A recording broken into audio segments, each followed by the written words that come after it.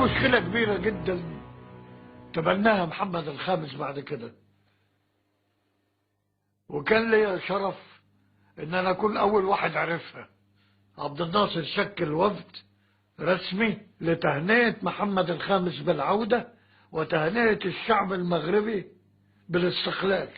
فوجئت باثنين من زعماء الجزائر اللي موجودين في القاهرة، وهما أحمد بن بلة ومحمد خيدر، جولي في المكتب وقالوا لي انت مسافر مع الوفد، عايزين نحملك رسالة انك تقول لهم في المغرب ان هم استقلوا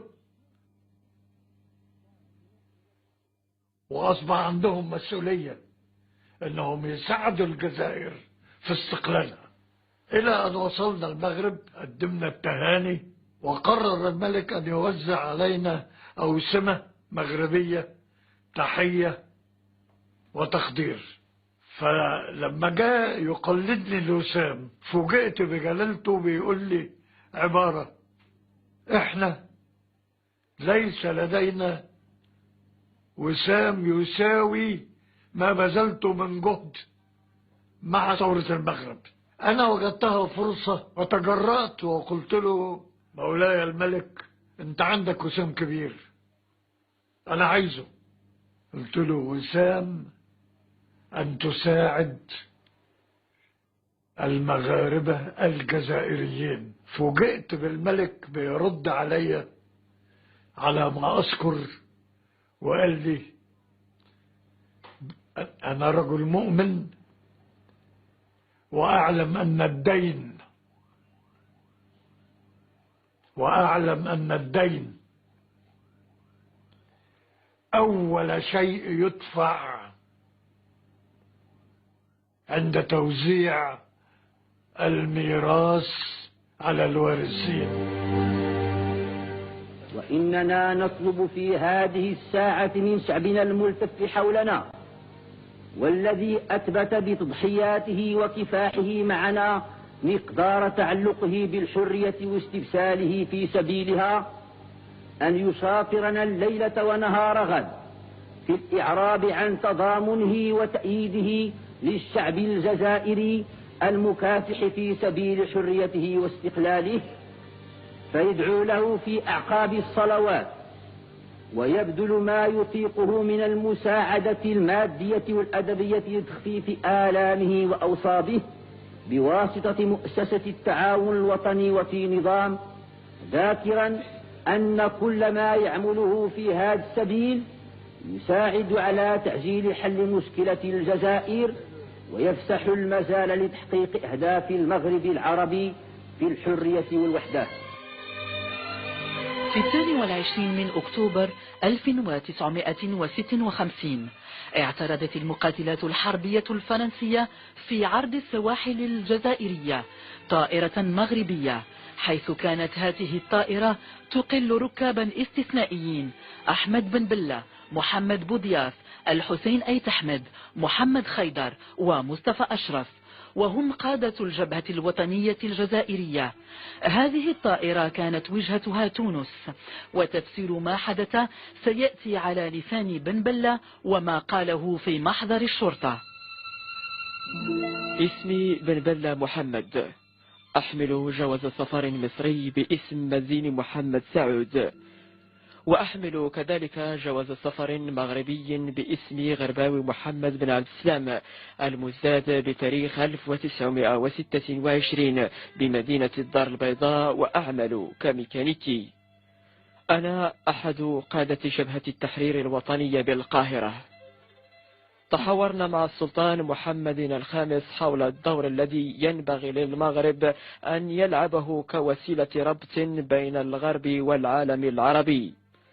لم نستطع اتخاذ أي قرار بسبب غياب بورقيبة، وهذا السفر إلى تونس كان الهدف منه الالتقاء به ومناقشة هذا الموضوع من أجل الخروج بقرار موحد بين المغرب وتونس والجزائر.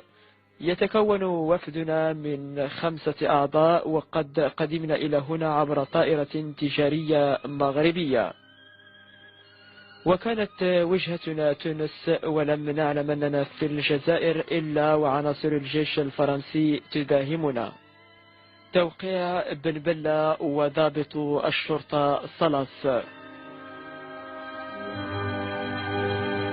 Oui, et ça c'est vraiment, et c'est le seul moment, je pense, où Mohamed V a un moment haï la France. Je pense que là, il a jugé que on avait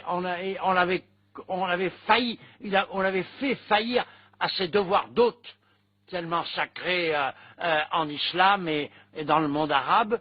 Et je crois que là, il en a vraiment voulu à la France, voulu au gouvernement de Guy Mollet.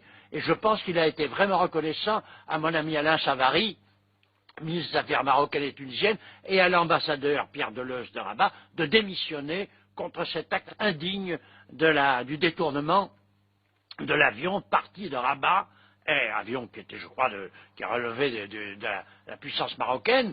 Je crois qu'il y a eu atteinte d'une certaine façon, à l'honneur du Maroc. Et ça, l'honneur du Maroc, le souverain et son fils y étaient très attachés. Et je crois qu'il y a eu quelque chose de vraiment, là, il y a eu une vraie crise en profondeur.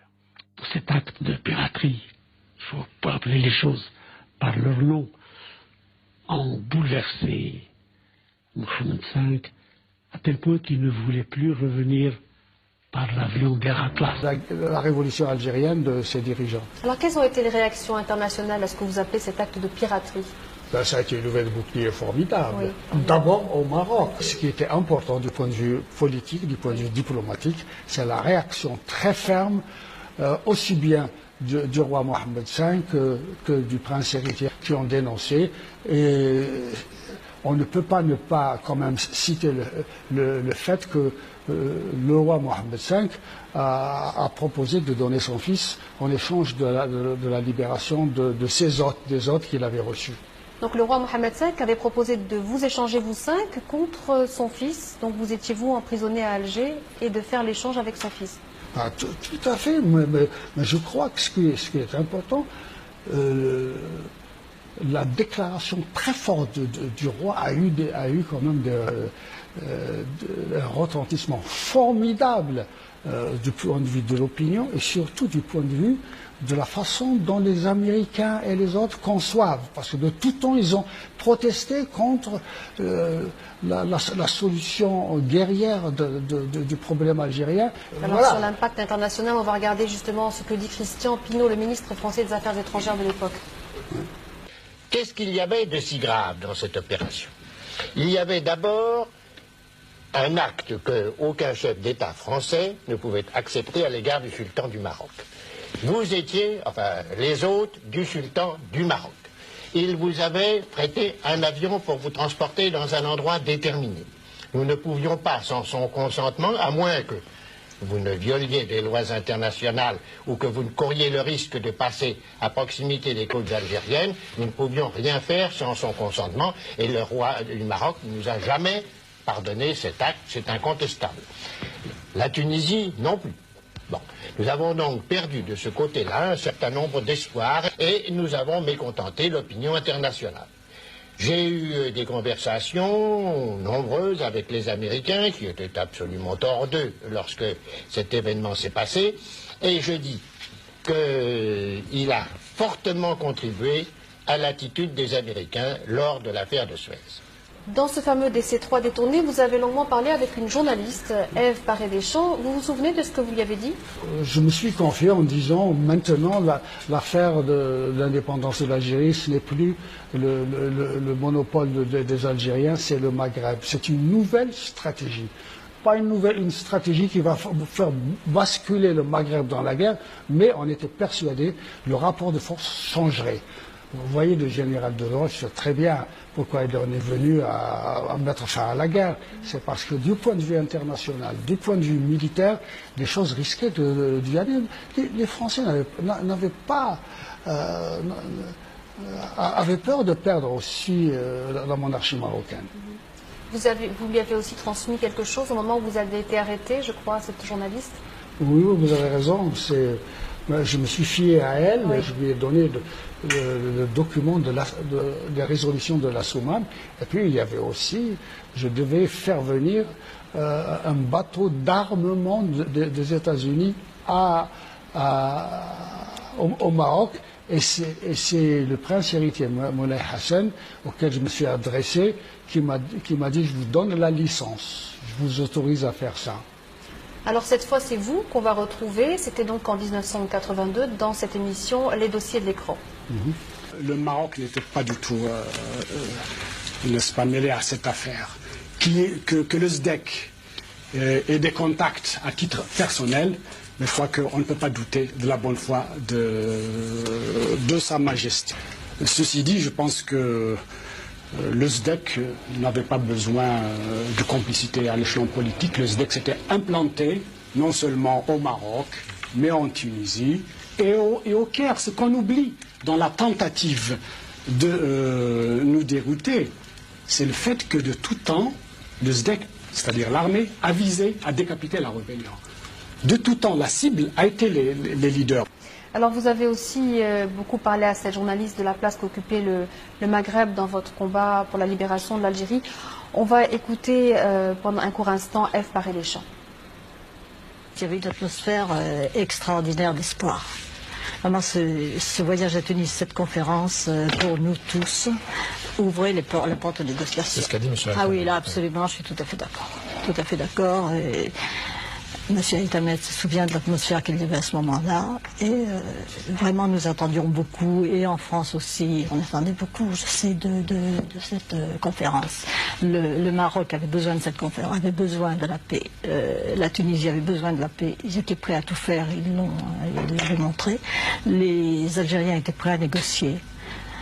C'est M. Haït-Ahmed. Les conversations que nous avons eues à Rabat avec le roi Mohamed V ont été très utiles. Nous avons des bases sérieuses pour une solution d'ensemble qui pourra être proposée à un gouvernement vraiment désireux de négocier. Il n'y a pas une solution marocaine, une solution tunisienne, une solution algérienne. Il y a une solution nord-africaine parce qu'il y a un problème nord-africain. Nous ferons une fédération des 3 pays d'Afrique du Nord. Oui, nous voudrions faire une fédération des 3 pays d'Afrique du Nord et après conclure avec la France une alliance étroite. Est-ce que vous rediriez la même chose aujourd'hui de la place qu'occupait le Maghreb dans votre combat pour la libération de l'Algérie, ce que vous appelez cet acte de piraterie? Bien évidemment, bien évidemment. Vous savez, on ne peut pas tromper tout le monde et tout le temps. Et ce qui est important, c'est de remettre au peuple et aux individus le destin du Maghreb. Merci beaucoup d'avoir été notre invité aujourd'hui. Nous étions à l'Institut du monde arabe. Restez sur Média Instat, la suite des programmes dans quelques instants.